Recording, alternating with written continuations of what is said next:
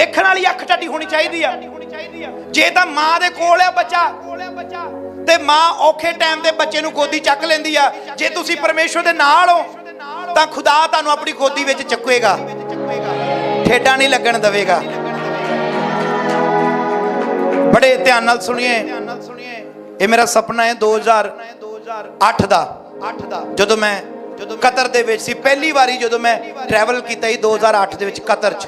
Pastor Abraham उस जगह दे pastor सीगे केरला दे। की सुपना वेख्या सी मैं, समुंदर दे कंढे मैं और परमेश्वर प्रभु यीशु नासरी मेरे नाल तुरे जांदे पे।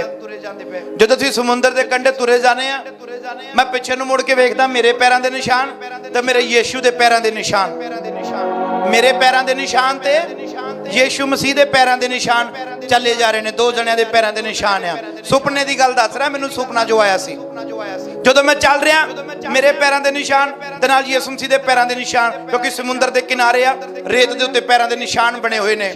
पर अगे जाके जदों पथरीली जमीन आई, ਜਿਹੜੇ थोड़े नोक वाले पत्थर आए, तिखे पत्थर आए, उत्थे जाके एक पैरां दे निशान रह गए। मैं सुपने विच ही मैं रोवां, मैं कहा प्रभु जी तू मैनूं छड्डदा, मेरे पैरां दे विच हुण ये पत्थर लगने आ। प्रभु जी तू कित्थे चल गए? प्रभु मैनूं मोड़ियो कहंदे रोना कातों आ? कहंदा तेरे पैरां दे निशान नहीं है, मेरे पैरां दे निशान है, तैनूं तां गोदी चुक्किया है। हालेलुया, सब बोलो प्रभु यीशु मसीह के नाम की। मैं कहा प्रभु जी इत्थे एको पैरां दे निशान रह गए, तुसीं कित्थे आ? प्रभु जी कहंदे तैनूं तां मैं गोदी चुक लिया, ये निशान जेड़े पैरां दे मेरे आ।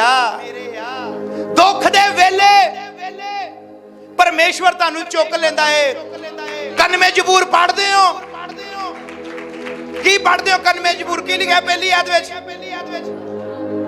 बोलो, जेड़ा आत्मा आंदी अगे सर्वशक्तिमान दे साए तुसी परमेश्वर दे परां दे हेठां छुप जाने हो। जिद्दां एक कुकड़ी अपने चूचियां नूं बचाउण लई अपने खंभ खिलारदी आ, इसे तरह परमेश्वर अपने परां दे हेठ तुहानूं लुकाउंदा है मुसीबत दे टाइम। आमीन, हालेलुया, हालेलुया। पर कदों? जदों परमेश्वर दे नाल रवांगे, नजदीक रवांगे, कोल रवांगे, उदों परमेश्वर बचाउंदा है। जदों असीं संगति नहीं करांगे, प्रार्थना नहीं करते, बाइबल नहीं पढ़ते, फास्टिंग नहीं करते, तो किस तरह तुसीं कहंदे हो असीं परमेश्वर दे कोल आ? गल च सलीब पाउण नाल कोल नहीं आ भी मैं सोने दी सलीब पा ली आ, मेरी चैन सी सोने दी, विच सोने दी मैं क्रॉस पवा ली आ, मैं रोजरी पवा ली आ, शायद परमेश्वर मेरे कोल आ। नहीं आ कोल।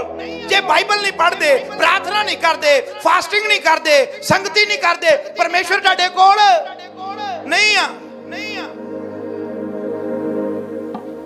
परमेश्वर उदों कोल आ जदों तुसीं घुटनियां भर बैठे आ, दुआ करते आ, प्रार्थना करते आ, फास्टिंग करते आ, परमेश्वर तुहाडी दुआ सुन के आ जांदा है। आमीन, हालेलुया, हालेलुया।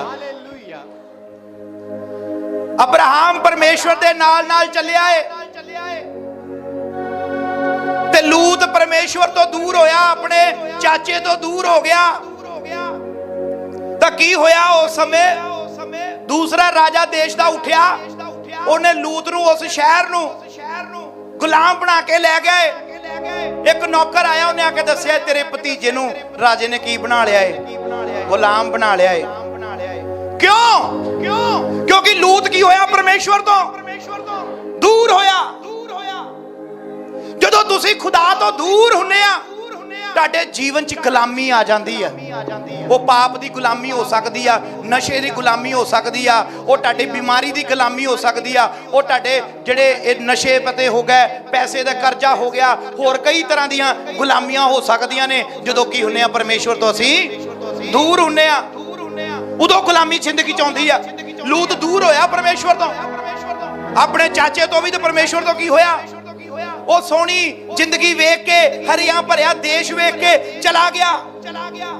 पर अब्राहम परमेश्वर दे नाल नाल चलदा रहा। चितपुर जी दी कलीसिया, तुसीं परमेश्वर दे नाल नाल चलदे हो, परमेश्वर रेगिस्तान विच पानी दा मुहैया इंतजाम करदा है।